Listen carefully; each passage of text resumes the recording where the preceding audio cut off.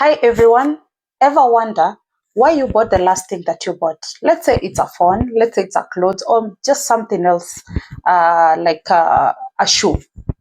Was it because of the price? Was it because of the brand, or just something else entirely? So in this video, we're going to dive deep into the hidden psychological triggers that marketers use to make sure and to influence you in the buying decisions of a product. So when you're trying to purchase something, marketers will use some different triggers to make sure that you buy that product, and often without you even realizing it. So let us see how fascinating mind game behind every add to cart button. So when you're trying to buy that product, there is a button that you hit and you add to cart that you're going to buy. So let's see how the hidden agendas and the hidden opportunities that marketers use against us.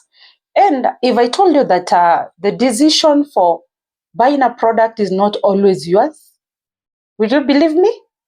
So there is an invisible hand at play. So this one giving your choice every time you shop. Join us and pull back as we curtain on the fascinating world of customer psychology. My name is Rosemary Watetu. I'm the founder and CEO of Wall Street Africa Consultancy. This is a marketing and social research located in Nairobi, Kenya. We do research design, we do data collection all over African countries. If you've not subscribed, kindly hit that subscribe button, like, comment, and share. And if you're a returning subscriber, thank you and welcome.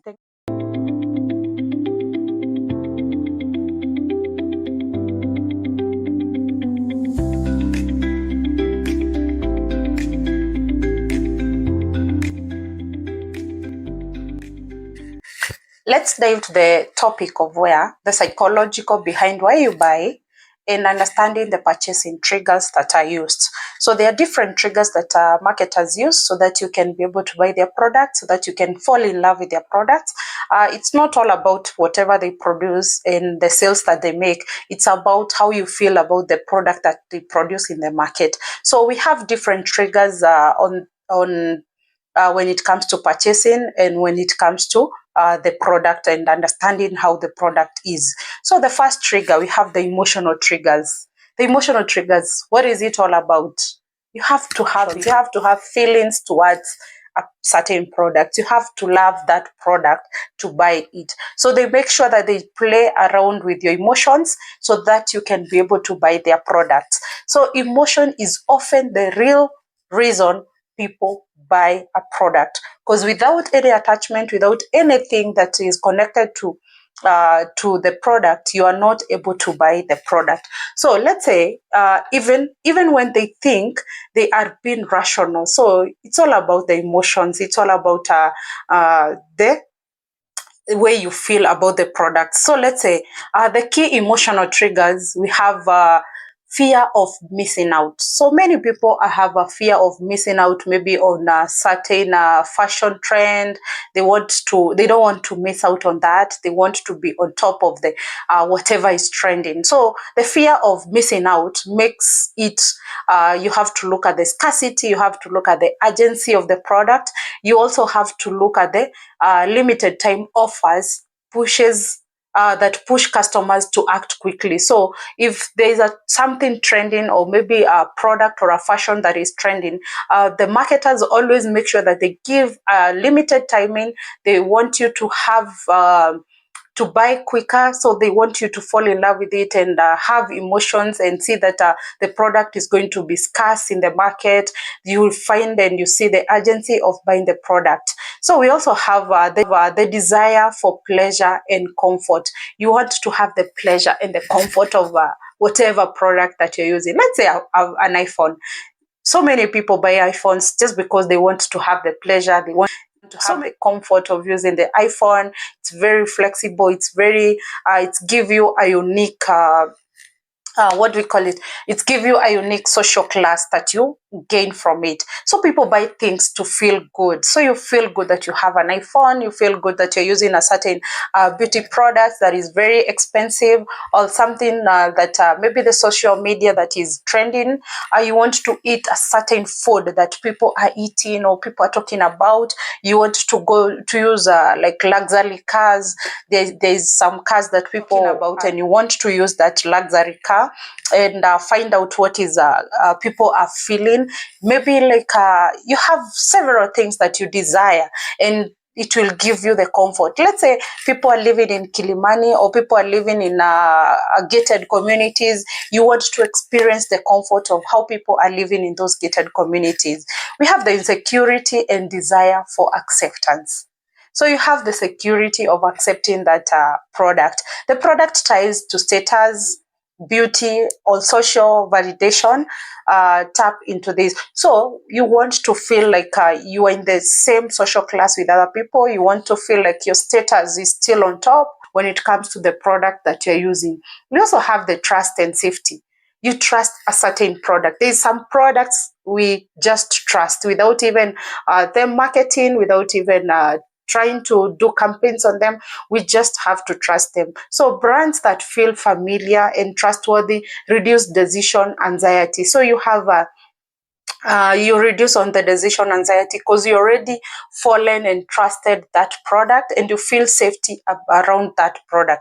I won't be mentioning too much on each product, but I'm just giving examples. So don't feel like I'm trying to sell a product or promote a product here. I'm just giving the triggers that make people buy their products. So why does emotional trigger work? The limbic brain, we have responsible for emotions, plays a huge role in decision making, often overriding logic. So when we come to we have the brain is always looking up to different activities, different ideas, different samples that are around. So let's talk about the second trigger when you're buying your product. We have cognitive biases that influence buying decision. So these mental shortcuts shape how we perceive value and make choices. So we have the common biases are anchoring. We have anchoring. First price or offer seen influences perception of future offers. So you go to the supermarket and you just spot an offer. So you're just going to buy that product because you've just seen an offer. Every time you have an offer, it's anchoring you to buy the product. Then we have loss aversion. So the pain of losing is stronger than the joy of gaining. So why guarantors and return policies work? So the pain of losing, you don't want to lose this product. Maybe you've taken a phone on loan, or maybe you've taken a car on loan. You don't want to lose that product. So what do? You just keep on anchoring. You just keep on losing aversion. So you have to keep on working hard to own the product. So we also have the social proof. Seeing others approve a product, so it makes us feel safer choosing it. So when we talk about the social products, the social people, the social media, we have so many products that they are ascertaining us, they are giving us their word, they're telling us that this product is the best. What do? You just trust them because it's the trending thing. It's whatever people are making you feel safer. That is what people are choosing. Maybe the people around you are choosing a certain product. So you have to go with the momentum. You have to follow whatever people are doing. Reciprocity. Reciprocity. When a brand gives something for free, we have the samples like valuable content. People feel compelled to return the favor. So when you have a sample, people are you're given a sample of a product and you want to sample it, so you will feel safe to return the favor because the marketers have used that sample and you don't want to fail them. So you make sure that you just buy the product just to return the favor. So why does cognitive biases that influence buying decision help, and why does it work? Our brains seek quick ways to make decisions and conserve mental energy. Biases provide shortcuts. So you have to make they seek for quick ways of making decisions and also conserve mental energy. So you are able to get the cognitive, you recognize the product, you anchor for the product, you follow the social proof, you reciprocity, you reciprocate because you've been given an offer and now you want to return the favor. We have the third trigger. The third trigger is all about identity and self-image. So how do you identify yourself? How does that product identify itself in the market? How is the image, the broader image of the product in the market? How do people see the product in the market? So we buy products that reflect who we are or who we want to be. You want to get yourself out there as a social class, you have a better social class. What will you do? You'll go for a brand that will reflect who you are. You'll also go for a brand that will make you feel like you have become what you want to be. So every time you want to eager for more, you want to anchor for more. So those are the triggers that are used, the identity and the self-image of the product. Well, maybe the self-image of yourself. So the triggers in this category are aspirational identity. This product makes you feel more successful, stylish, or unique. So what are you going to do? You're going to run for that product because it makes you feel so stylish. It makes you feel successful in in the world. Everyone wants to feel successful. Everyone wants to be successful. So you have to go to that unique product that will make you feel very successful. It will make you look stylish, trend, people, whatever is trending, the trending fashion in the market. So you want to keep up with the trend that is happening around you. You want to be unique. You want to be identified as a unique person from other people. So those are the triggers. We have the tribal belongings. This brand is for people like me. Oh, I like that. So let's say you buy a product like iPhone. You feel like this product is for people like me. You have Samsung. It also feels good around you. So you have to get the belonging. You belong in this class. You belong in this iPhone class. You belong in this fashion, the trend in fashion and everything. So there is another trigger. We call it values alignment. Consumer increasingly choose brands aligning with their values. Are we together on that? It's all about your values. So whatever product that is going to align with your values, you just flow with it. Just buy the products, enjoy, and be the person you want to be. So when we talk about this trigger of identity and self-image, this one works well when purchasing can reinforce or project one's identity to themselves and others, especially in categories like fashion, technology, and lifestyle. So this one will work with mostly the categories of the fashion. You want to stay ahead of the trend in fashion, the technology. You want to buy the latest technology, the latest laptop. You want to buy the latest phone. You want to buy the latest any technology product. You also want to have a lifestyle. You want to own that lifestyle, the latest lifestyle that is around. So we go to the fourth trigger. The fourth trigger is all about the environmental and contextual triggers. This is all about the environment, the surrounding, your surrounding, the people surrounding you, wherever you are. Who are your friends? Who are the people that you meet? What are they using? How are they dressing? So you have to check around you. So this now at the environmental triggers, where and how people encounter a product affects their readiness to buy. So if you encounter your friend or maybe somebody close to you is using this kind of product or maybe having this kind of fashion, you'll just go with it because you feel like that is the trending thing. So influences here include timing and convenience, catching someone at the right time. payday, holiday season. So when you come across someone and come across a product and you've already been paid, why not buy? If it's already holiday season, why not travel and go and enjoy yourself? So this is all about the timings and conveniency. How convenient it is. How is the timing? What time did you encounter that product? We have priming and cues.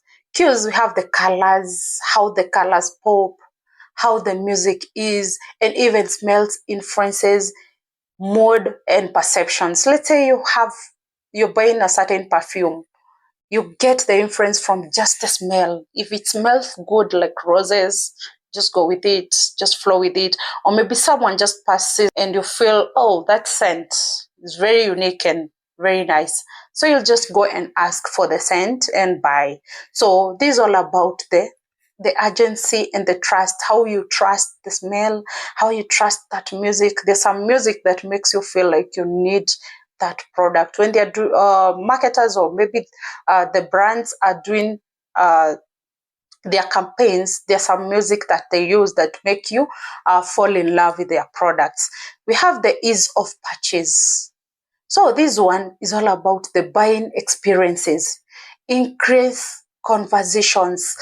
We have to maybe how easy is it to buy that product? Is it easy to buy the product? Is it friendly to buy the product? Is it available to wherever you are? So the ease of purchase, how easy it is to buy that product. So humans are highly susceptible to context. Marketers who master timing and sensory cues gain an edge. So people are willing to buy the product because of the environment, because of the timing and conveniences, because of the ease of purchase, how easy it is to purchase that product. We have the fifth trigger. The fifth and the last trigger is all about neuromarketing insights. How are they marketing their product? How do you feel their campaigns around you? Research into brain activity during decision making reveals how people react to messages. So the messages that you feel around campaigns, when they're trying to market in the social media, when they're trying to market in the broader daylight, maybe the billboards, you see the billboards, you watch from the TV, you watch from YouTube, you watch from social media and other places that you have the campaign, or maybe other places that they market their product. So how is it? How do you react with that message that they portray about their product? For example, we have visual cues, the faces used when trying to market that product, especially the eye contact, increase engagement and trust. You engage with your people, you engage how they engage with you, how they trust, they trust you, and how you will trust them back. The eye contact, the message that they portray. This is now the visual cues. We have the storytelling. You get people engaging in storytelling, giving stories of how they've reacted with a certain product, how they've gained in that product, the story behind what they have gained, engaging more areas of the brain than facts alone, leading to better memory and emotional resilience. So you have to be able to engage with the storytelling of what people have gone through the product, their views on about their after they have used your product, how are their views, and more of whatever the product is all about. We have the mirror neurons. We feel what others feel. So whatever a friend or maybe someone is feeling, that is what we also feel. We also have we always have almost a common feeling towards different things. Hence, testimonials and relatable influencers are so powerful. So when you use influencers in the social media, when you use influencers in the digital marketing, it will help us to trust your product and make us feel more powerful around your product, because we have people behind what we've used, and we have the storytelling of what has been used. So this one, the brain responds more intensely to stories and visual emotions cues than abstract data. So when you involve tensely into the stories, when you involve stories into your product, people will rate more than the data itself. So I'll give a takeaway for marketers and creators. This one is for marketers and creators. To influence buying behavior, tap into one, we have emotion over logic. Don't use logic, use emotions of what people feel. Biases over pure information. Make sure you put some record into whatever you're trying to talk, in whatever you're trying to market your product, market it more. Then the third one, identity over product specs. People want to identify themselves with the product, not with the specs of the product. Context over features.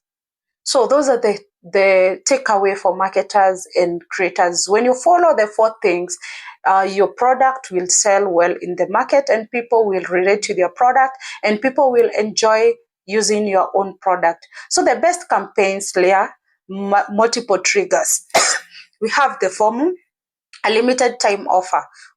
We have FOMO endorsed by an influencer. You can have a social proof that aligns with the lifestyle. We have the identity and is super easy to purchase. We have the convenience. So we have the multiple triggers. One, we have to have a limited time offer. So that is FOMO. We also have to have an influencer. When you're trying to have your product, you need an influencer to make a social proof. You also have to align yourself with the lifestyle that is trending. So that is the identity and the super easy way to purchase. So you need to make sure that your product is very convenient. Thank you so much for listening to me, and keep watching more videos. Bye. See you next time.